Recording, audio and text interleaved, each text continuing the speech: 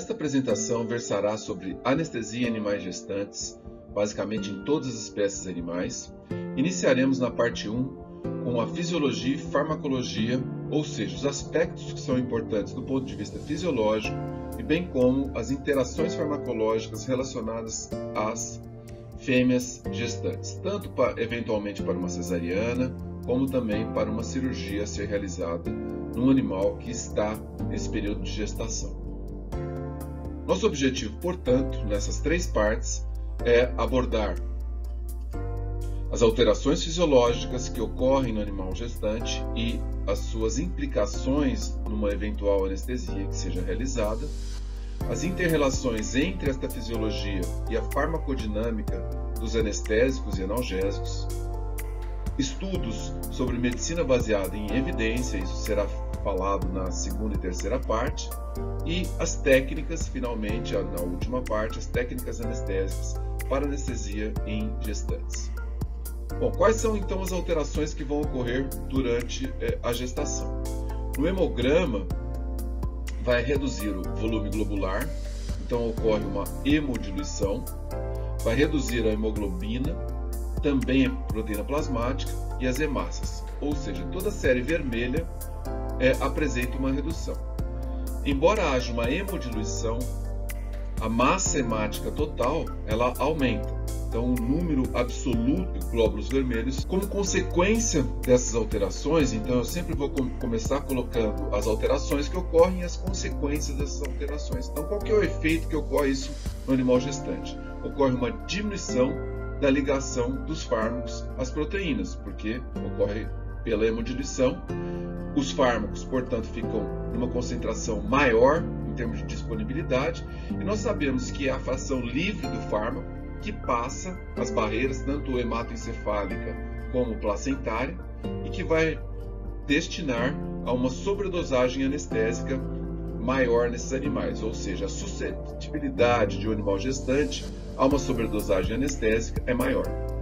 Do ponto de vista de sobrevida neonatal em cães, nós temos aí um estudo do Moon, é um estudo antigo, mas um estudo bem interessante, trouxe bastante informação para nós, de quase 500 neonatos, a sobrevivência em até 2 horas após o parto foi de 83% e em 7 dias 75%. Então a gente percebe que a mortalidade, mesmo no parto normal, já é alta para o cão. Tudo bem que é um estudo antigo, né? Mas é uma mortalidade aí de 14%. E depois nós vamos ver lá na cesariana que essa mortalidade na cesariana não é maior do que no parto normal. É um dado. Voltando ao estudo do Moon, nas cadelas a mortalidade foi 1%, uma mortalidade alta. Se a gente considerar aí que a mortalidade hoje em dia em pequenos animais está na faixa aí de 0,2%, ou seja, uma mortalidade 5 vezes maior. Entretanto, esse estudo foi feito em 98, o estudo que eu estou me referindo agora é o mais recente, né? Houveram os óbitos basicamente por aspiração. É importantíssimo a gente ter isso, levar em consideração, né? E levar essa lição para casa.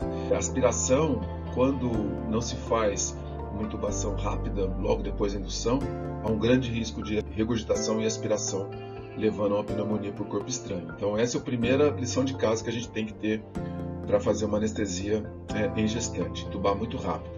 A seleção da técnica anestésica, ela se baseia na farmacologia, já comentado previamente, do ponto de vista de fatores de risco, farmacocinética, farmacodinâmica, então todos os fatores envolvidos na transferência placentária dos fármacos, o estado da paciente, então é importante a normalização do estado do animal antes da intervenção cirúrgica, então estabilizar o animal é fundamental.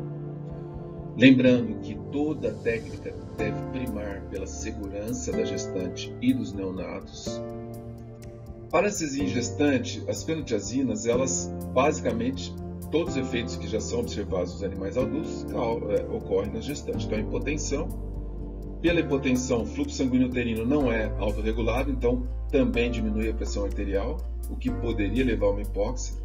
Eles atingem a circulação fetal em 2 minutos e demoram em torno de 4 a 5 minutos para o equilíbrio, ou seja, em 5 minutos, um fenotiazínico aplicado por via intravenosa já vai estar lá no neonato em concentrações vamos dizer, de equilíbrio em relação à mãe. Não necessariamente maiores, né, ou menores, mas de equilíbrio. Normalmente é menor, sempre a concentração no neonato, do que na mãe. Especificamente a xilazina não é indicada devido ao estudo do lado comum, mas nós temos que lembrar o seguinte: para pequenos animais, nós podemos usar os alfa-2 agonistas mais recentes, porque como eles são mais específicos para alfa-2 e não tem tanto efeito alfa-1, eles são bem antagonizados pelo atipamezol. Então, caso se queira utilizar um alfa-2 agonista, pode-se utilizar em pequenos animais, porém tem que reverter os neonatos por via subcutânea com atipamezol, o efeito desses fármacos. Eu, particularmente, não uso e não recomendo os alfa-2 agonistas. Para éguas, agora, especificamente, o eta-gliceril-guaiacol é um bom aliado no processo de indução. A transferência placentária do EGG é muito baixa, tem mínima depressão cardiovascular, a indução é bem suave, então associado, por exemplo, com uma ketamina, ou com propofol, ou eventualmente até com tiopental, é um fármaco muito indicado para indução anestésica em éguas submetidas a cesariana. Essa é a fórmula de anestesia intravenosa contínua que nós recomendamos para aqueles que não têm um aparelho de anestesia inalatória. Depois pode-se congelar essa imagem e copiar essa fórmula, mas basicamente nós trabalhamos com a cepromazina e detomidina, a indução com cetamina e a manutenção com eta-gliceril-guaiacol, detomidina e cetamina. O famoso triple drip. Já fizemos farmacocinética dessa técnica, temos muitas dezenas de animais que foram realizados em gestantes, especificamente, principalmente em pôneis, os estudos que nós fizemos. Avaliamos toda a depressão cardiorrespiratória nos neonatos, realmente é uma técnica bastante segura.